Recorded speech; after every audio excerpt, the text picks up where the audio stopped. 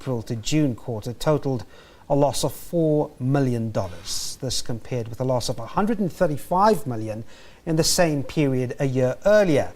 Announcing results today, the miner dismissed speculation that the massive earthquake which rocked the country last week could have been caused by its mining activities in the northwest.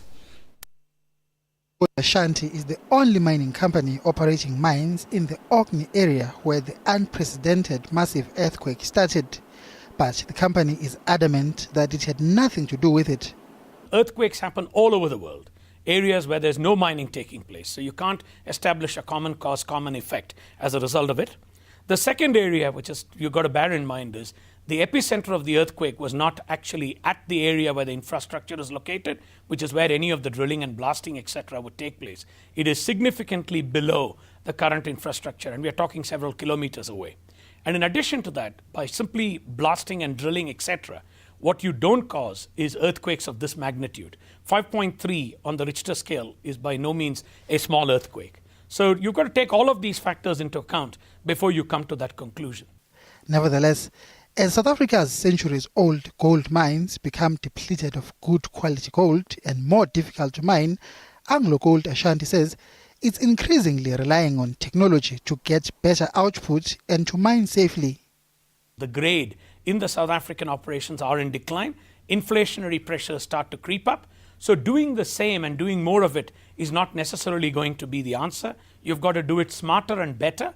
And where the optimism comes is if we can get the reef boring technology to work. And it's not mechanization, which is around replacing people with machines. With reef boring technology, it basically enables you to go to areas which you would otherwise not mine, which is abandoned areas and areas where you have left behind for support.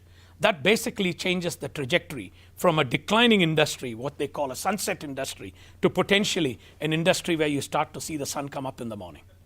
The company embarked on an intensive cost-cutting drive since the beginning of this year. It says the move is paying off. Production is up by 17%, while costs have been reduced drastically across the board. Cost across every metric, whether it's cash operating cost, all-in sustaining cost, all-in cost have been down somewhere between 7 to 10% to 30%. Overheads, which is the discretionary spend, is down by over roughly 60%, 64%. And our exploration spend has come down by roughly a similar amount. Importantly, capital expenditure has dropped by around 44%. So what has happened in that, as a result of that, particularly helped with 2 new projects coming on stream, is our cash burn rate, which was around roughly $750 million in the first half of last year, has actually switched to a cash generation of just over $50 million for the first half of this year.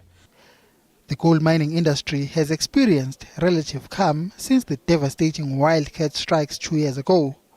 The prevailing labour stability will again be tested when a new round of wage negotiations begins next year. Mbongeni Muchwa, SABC News, Johannesburg.